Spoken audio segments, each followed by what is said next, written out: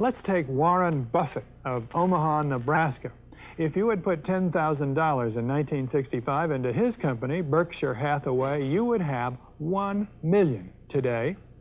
Warren was a chapter in my 1972 book, Super Money, so I've known him a long time. He learned his trade with Ben Graham, the original dean of security analysis at Columbia University.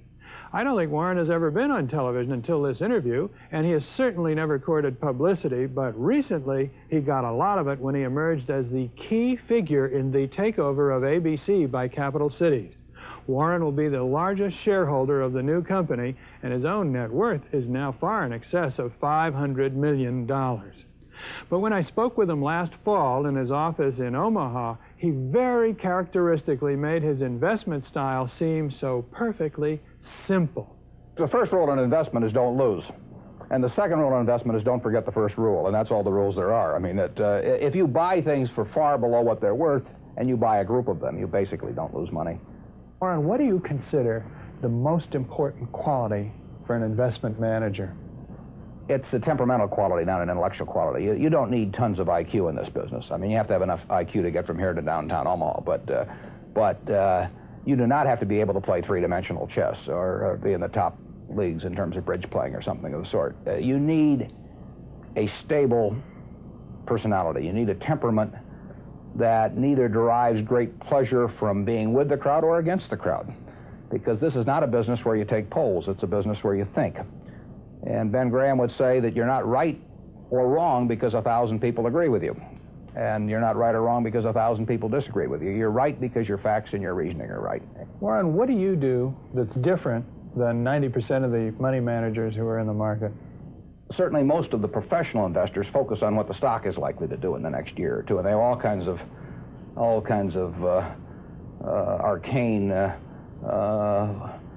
methods of approaching that, but they do not really think of themselves as owning a piece of a business. The real test of whether you're investing from a value standpoint or not is whether you care whether the stock market is open tomorrow.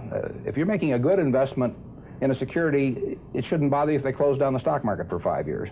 All the ticker tells me is the price.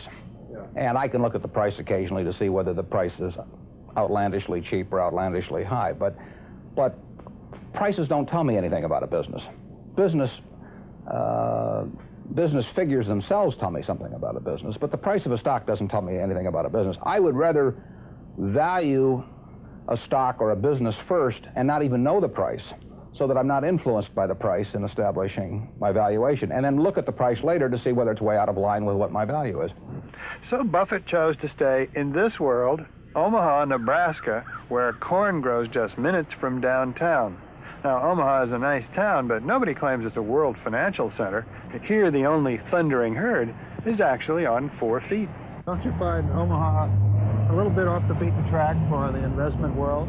Well, believe it or not, we get mail here, and we get periodicals, and we get all the facts needed to make decisions. And unlike Wall Street, you'll notice we don't have 50 people coming up and whispering in our ear that we should be doing this or that this afternoon. You appreciate the lack of stimulation here? I like the lack of stimulation. We get facts, not stimulation here. That's terrific. How can you stay away from Wall Street? Well, if I were on Wall Street, I'd probably be a lot poorer. You get overstimulated in Wall Street, and you hear lots of things, and you may shorten your focus, and a short focus is not conducive to long profits. And here I can just focus on what businesses are worth, and I don't need to be in Washington to figure out what the Washington Post newspaper is worth, and I don't need to be in New York to figure out what some other company is worth. It's an intellectual process. Well, and the less static there is in that intellectual process, really the better off you are. What is the intellectual process? The intellectual process is defining your area of competence in valuing businesses, and then within that area of competence, finding whatever sells at the cheapest price in relation to value. And there are all kinds of things I'm not competent to value, but there are a few that I am competent to value. Have you ever bought a technology company? No, I really haven't. In 30 years of investing, not one? I haven't understood any of them. So you haven't ever owned, for example, IBM? Never owned IBM. Marvelous company. I mean, a sensational company, but I haven't owned IBM. And so here is this technological revolution going on, and you're not going to be a participant. Gone right past me. Is that all right with you? It's okay with me.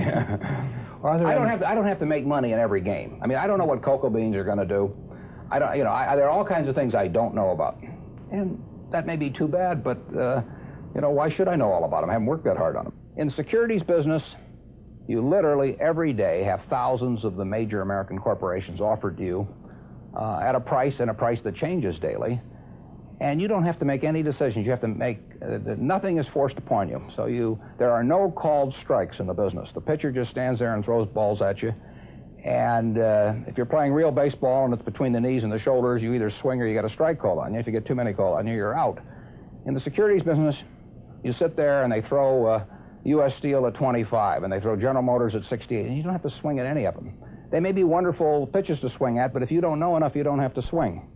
And you can sit there and watch thousands of pitches, and finally you get one right there where you want it, something that you understand, and then you swing. And so you might not swing for 6 months. You might not swing for 2 years. Isn't that boring? It would bore most people, and certainly boredom is a problem with most professional money managers. If they try to sit out an inning or two, not only do they get somewhat antsy, but their clients start yelling, "Swing, you bum!" from the stands, and that's very tough for people to do.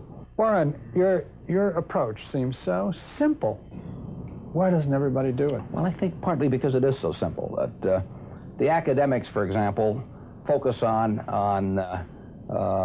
all kinds of variables. Partly because by academics you mean professors of right, finance? The data's there. In business school? Sure, and the data's there. So they focus on whether if you buy stocks on Tuesday and sell them on Friday, you're better off, or if you buy them in election years and sell them in other years, you're better off, or if you buy small companies. There are all these variables because the data are there, and they've learned how to manipulate data. And as a friend of mine says, to a man with a hammer, everything looks like a nail. And once you have these skills, you just are dying to utilize them in some way, but they aren't important. If I were being asked to participate in a business opportunity, would it make any difference to me whether I bought it on a Tuesday or a Saturday or an election year or something? It's not what a businessman thinks about in buying businesses. So why think about it when buying stocks? Because stocks are just pieces of businesses.